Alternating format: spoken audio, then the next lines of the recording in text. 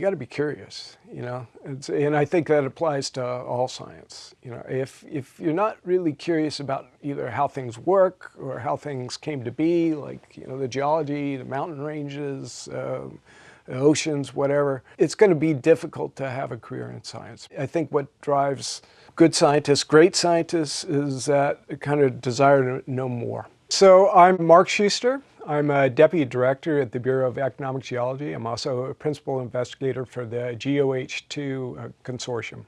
My full-time job is essentially administrator here at the Bureau of Economic Geology, looking after the energy division and trying to drive new opportunities. Another part of my job is, engaging with our stakeholders, folks that are in various consortia at the Bureau, or startup companies that just want to chat a little bit about some of the research that we're doing. And then on top of it is my hobby with the hydrogen research, which basically evaluates, studies the potential for storing hydrogen geologically in the subsurface. Also looks at the economics of hydrogen value chains, particularly focused on infrastructure requirements for hydrogen in the future, thinking about storage, also thinking about how we transmit or transport hydrogen. Also assessing potential for other hydrogen sources, including geological hydrogen, so naturally occurring hydrogen,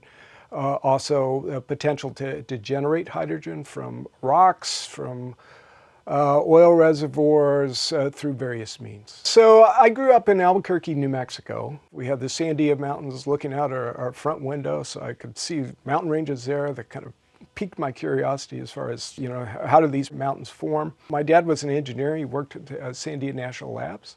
So we're kind of inundated with science and engineering in our households. I had an opportunity at the high school that I went to in Albuquerque to actually do a senior year at the University of New Mexico, as opposed to stay in high school, and started geology when I was 16 at a university. And I got more and more interested as I started to take a couple of courses, but I was also getting a little bit tired of living in Albuquerque, so I ended up transferring to University of the Pacific.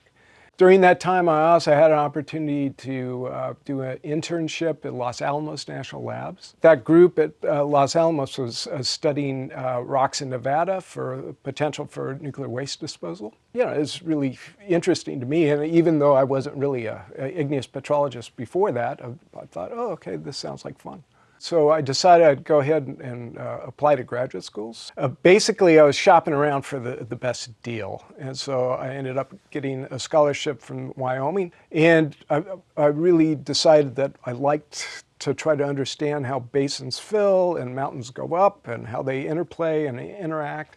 Graduate school, at least for me, was a bit of a love-hate relationship because it's a lot of work. Not a lot of money. I was basically completely broke by the time I finished my PhD.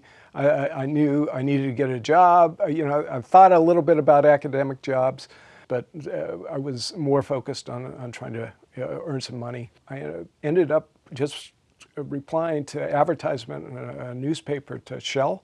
Joined Shell Research. I worked on basins mainly along the Atlantic margin, but also a little bit in the Gulf of Mexico. And then I had an opportunity to move overseas to Shell Research in the Netherlands. It shipped me and my family, a young son, a year and a half old, I guess, at the time, and our dog. And so we all made the trip over to Holland. It was a wonderful experience, but it was also a very much a learning experience for both my wife and me.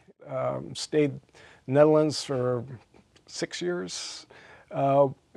Shell is like any of the big companies, a little bit like the military. You're kind of told what your next, at least those days, you were told what your next assignment is going to be.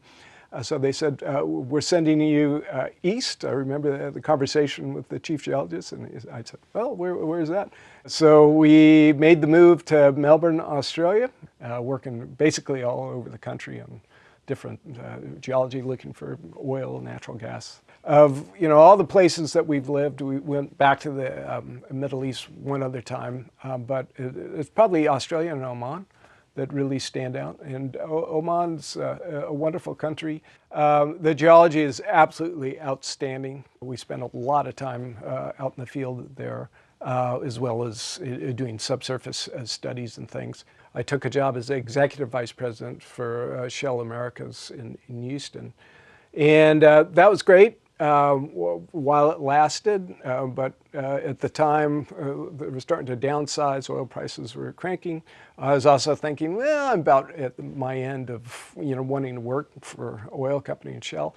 So I made a decision that I'd start to look for another job, and ended up starting here in 2016. A little bit of transition, moving from industry into survey/university environment, but the rocks are the same. Still a lot of engagement with industry, and I could speak the lingo, so that was probably beneficial for the Bureau as well as for me. And I think the travel that we've done and the projects that we've done have really been interesting to me. So Mexico is there. We had a pretty strong relationship with Chinese companies and universities, so that we're engaged in research projects with them. They were part of many of our consortia, so we could have discussions with them, and that was a lot of fun just to get to see some of China. Even if you decide you want to be a lawyer or a doctor